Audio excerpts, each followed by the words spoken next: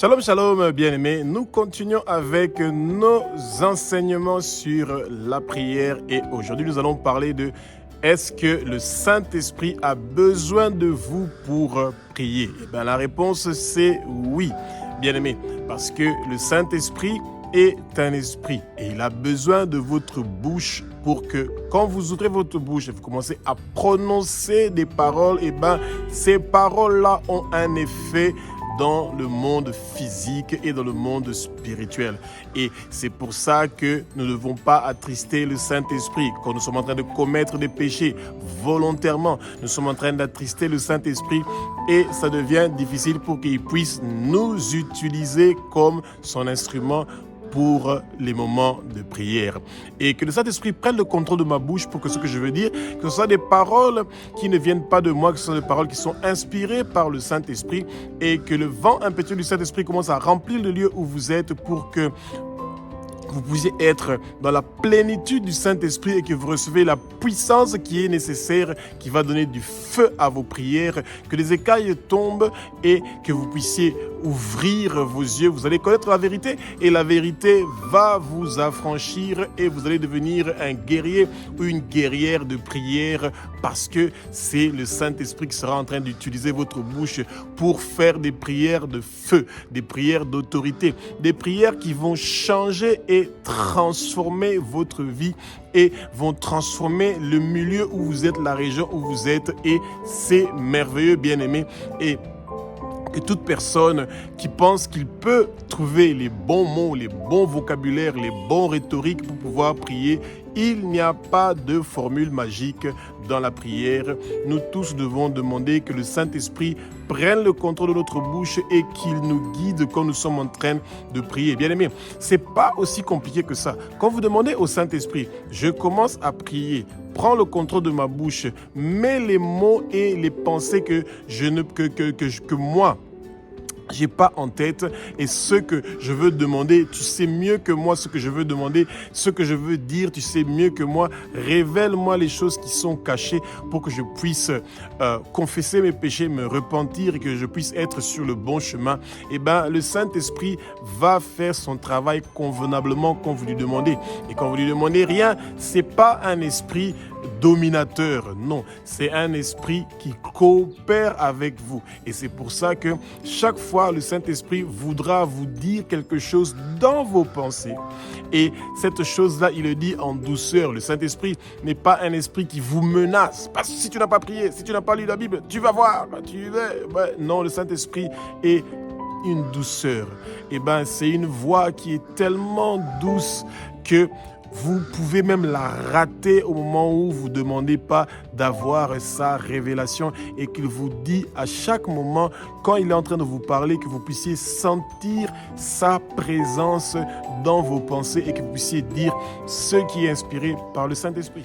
Le Saint-Esprit pousse l'homme, l'être humain, à louer et à adorer Dieu, pas l'être humain. Et donc ça veut dire quand vous faites des miracles, des prodiges, que vous donnez des très jolis enseignements, c'est pas vous qui le faisiez, c'est le Saint-Esprit qui est en train de faire ça.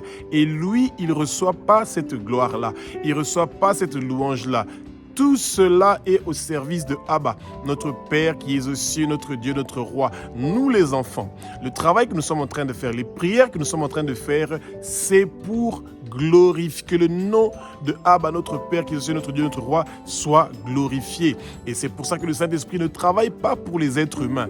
Il n'utilise pas nos bouches pour pouvoir glorifier les êtres humains. Quand vous glorifiez votre pasteur, vous glorifiez votre église, vous glorifiez vos prophètes, vos assemblées, les évangélistes. Ah, celui-là, c'est vraiment mon homme de Dieu préféré. C'est mon pasteur, c'est notre église. Eh bien aimé, toutes ces paroles-là, ce ne sont pas des paroles qui sont inspirées du Saint-Esprit. Le Saint-Esprit vous pousse à adorer, à louer Dieu. Et le Saint-Esprit veut que vous et moi, nous soyons des instruments qui se disponibilisent, qui acceptent volontairement que le Saint-Esprit nous utilise pour l'avancement du royaume de Dieu. Et le royaume de Dieu, son objectif principal, c'est celui que le monde entier devienne des machines de prière, des guerriers de prière, et que le nom de Abba soit connu partout dans le monde entier, et que l'évangile de Jésus de Nazareth puisse arriver dans les coins les plus reculés du monde entier, et que le peuple de Dieu soit sauvé. Que ce que Jésus-Christ de Nazareth a fait sur la croix de Golgotha, qu'il a versé son sang, et ce travail complètement complet, parfaitement parfait qu'il a fait sur la croix de Golgotha, son sang de lui qui a commis aucun péché a coulé pour que nous puissions avoir cette possibilité-là de prier, pour que nous puissions avoir cette puissance-là de changer, de transformer les choses. Nous sommes le sel de la terre. Et bien, notre parole, notre voix, le Seigneur le connaît, et ça peut changer beaucoup de choses dans notre quartier, dans la maison où nous habitons, dans nos familles. Beaucoup de choses peuvent changer, et le Saint-Esprit va mettre les paroles qui sont nécessaires, va mettre les requêtes, les prières qui sont nécessaires dans nos pensées. Il va ouvrir notre bouche. Quand nous ouvrons notre bouche, eh ben, ces paroles-là vont commencer à venir avec un flot qui est merveilleux. Le Saint-Esprit va nous faire parler en langue. Il va coder ce que nos ennemis ne peuvent pas entendre. Eh ben, le Saint-Esprit est un esprit, et vous avez ce privilège-là d'avoir un corps humain, et le Saint-Esprit veut utiliser votre corps pour faire des choses pour la gloire du Père. Que la gloire de Dieu se manifeste dans votre vie, et que vous comprenez l'importance de pourquoi le Père veut utiliser votre bouche pour pouvoir prier à travers vous. Eh ben, c'est bien aimé. Si Dieu continue à faire des choses comme Dieu, Satan va toujours lui dire qu'il fait des choses comme Dieu. Et c'est pour ça que le Seigneur est en train de livrer le Satan en spectacle chaque jour, en utilisant des êtres humains comme vous et moi, pour qui Jésus-Christ de Nazareth est mort sur la croix de Golgotha, pour que nous puissions avoir son pouvoir, et pour que nous puissions faire des miracles, des merveilles, des guérisons, des changements, des transformations au nom puissant de Jésus-Christ de Nazareth. Quand vous êtes un chrétien et que vous ne priez pas, eh bien ça c'est ce que les païens font. Un chrétien prie.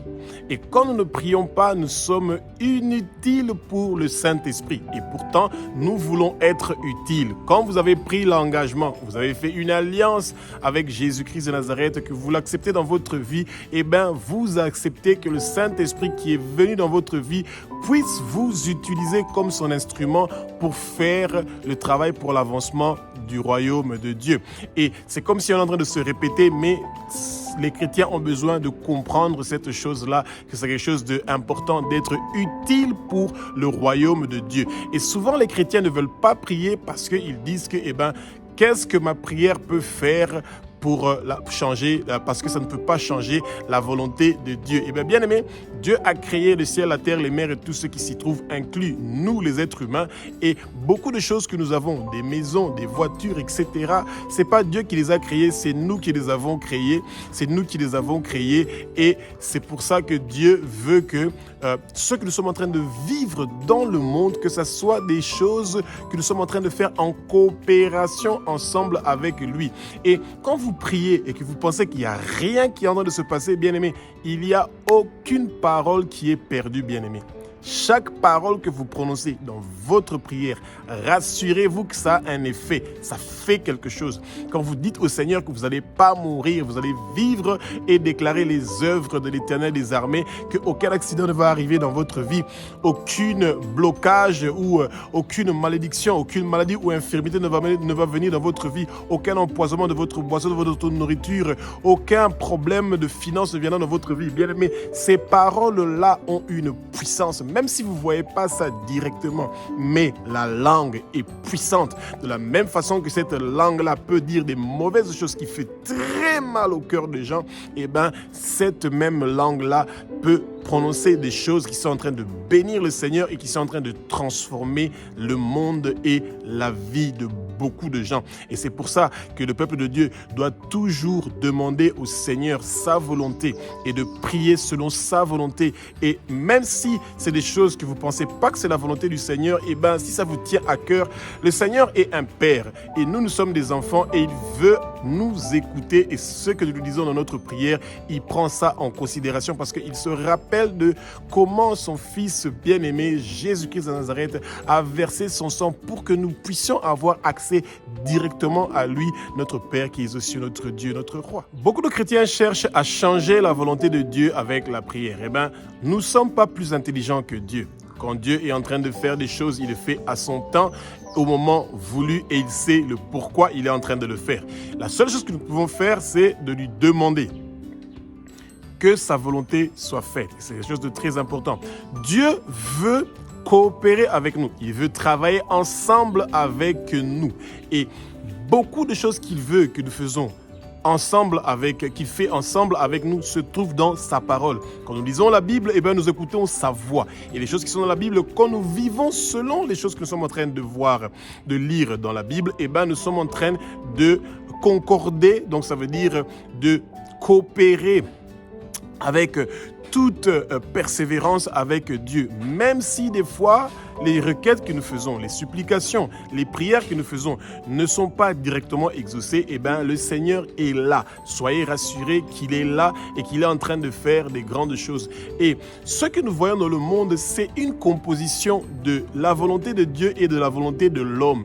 Et Dieu veut partager sa puissance avec nous. Et c'est pour ça que vous voyez qu'il y a beaucoup des hommes de Dieu et des femmes de Dieu qui sont donc puissants parce qu'ils ont accepté de pouvoir vivre selon la volonté du Seigneur et d'obéir à sa voix et d'obéir à sa volonté. Et c'est comme ça que le Seigneur est tellement miséricorde et bon qu'il accepte de partager sa puissance.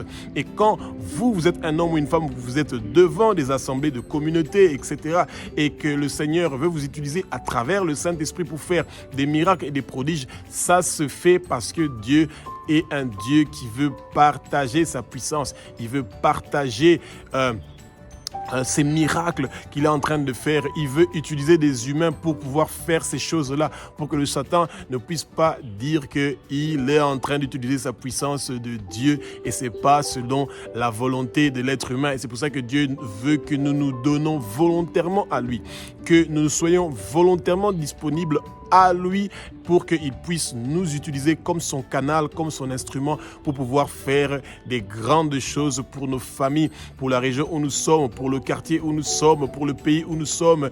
Dieu a besoin de notre voix. Le Saint-Esprit a besoin de nous pour faire des prières efficaces. Le Saint-Esprit a besoin de nous, que nous puissions mener une vie de sanctification pour que des gens puissent être guéris, pour que des nations puissent changer, pour que la bonne gouvernance puisse venir dans nos pays, que nous puissions mener une vie qui est tranquille, paisible, en toute piété et en toute honnêteté. Cela dépend de vous, bien-aimés. Vous devez vouloir prendre cette responsabilité-là, d'être disponible pour le Seigneur, pour que le Saint-Esprit puisse prier à travers vous. Sans le Saint-Esprit, la prière est faible. L'être humain est faible sans la puissance du Saint-Esprit. Et vous avez donc deux possibilités. Ou il y a quelqu'un qui est en train de faire des prodiges, des miracles, qui est en train de changer des choses avec le Satan, qui est capable aussi de le faire, mais le Saint-Esprit est l'Esprit guide, l'homme fort par excellence qui habite dans notre corps, le consolateur, le médiateur.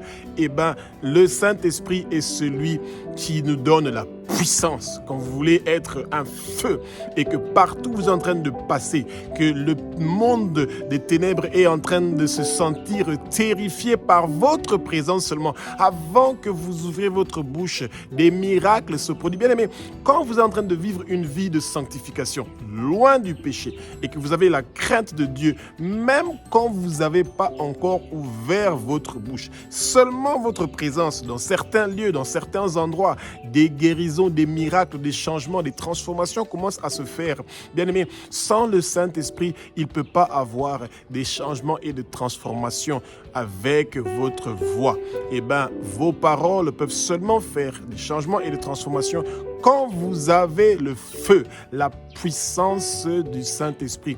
Eh bien, bien-aimés, c'est pour ça, demandez le baptême du feu du Saint-Esprit. Demandez le baptême du feu du Saint-Esprit. Demandez le baptême du feu du Saint-Esprit. Que chaque parole qui va sortir de votre bouche soit des paroles de feu qui sont en train de guérir les malades, qui sont en train de faire marcher les boiteux, qui sont en train de faire écouter les sourds, de faire parler les muets, que les aveugles qui ne pouvaient pas voir puissent voir, que les gens qui ne voulaient pas donner leur cœur à Jésus de Nazareth puissent donner leur cœur à Jésus. Bien-aimé, vous êtes un ambassadeur de Dieu, vous êtes un ambassadeur de Jésus de Nazareth. Et il veut que vous soyez la personne que le Saint-Esprit va utiliser pour pouvoir manifester sa puissance à travers vous. Et saisissez cette occasion-là. Ne cherchez pas à être un chrétien qui est inutile, un chrétien qui ne prie pas, un chrétien qui ne veut pas que le Saint-Esprit l'utilise pour la prière.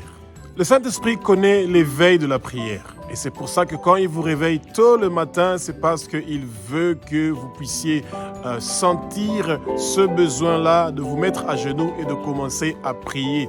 Et le Saint-Esprit va vous expliquer le joug que le Père sent, celui de continuer 24 heures sur 24 à faire des choses pour le royaume de Jésus-Christ de Nazareth. Eh bien, c'est ça. Nous, comme nous sommes des enfants et que Dieu est notre Père, eh bien, le Père veut que nous partageons ce joug-là, que nous puissions prier pour les nations, que nous puissions prier pour nos familles, que nous puissions prier pour les malades, que nous puissions prier pour que beaucoup plus de gens qui n'ont pas encore accepté Jésus dans leur vie, qui puissent venir vers le royaume de Dieu.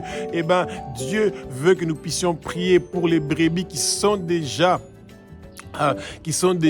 à lui et les brebis qui vont être à lui. Dieu nous donne sa gloire pour que nous puissions être en train de briller, qu'une lumière soit en train de briller sur nous, que partout nous allons partir, qu'on voit cette lumière-là qui peut changer et transformer les choses.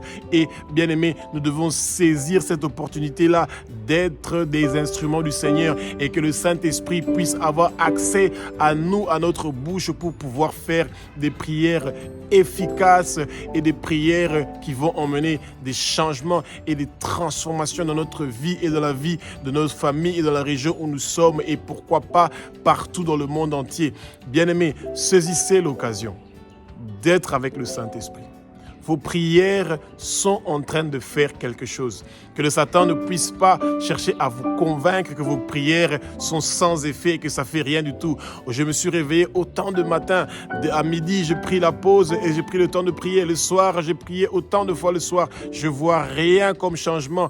Mes finances ne s'améliorent pas. Ma santé ne s'améliore pas. Je sens l'amertume, bien-aimé. Ce sont des lamentations que le Satan veut mettre dans votre pensée pour que vous puissiez penser qu'il n'y a rien qui se fait. Il y a beaucoup de choses qui sont en train de se faire. Il y a une grande transformation qui est en train de venir dans votre vie. Espérons que vous avez appris quelque chose sur comment le Saint-Esprit veut vous utiliser, veut utiliser votre bouche pour faire des prières puissantes de feu et efficaces.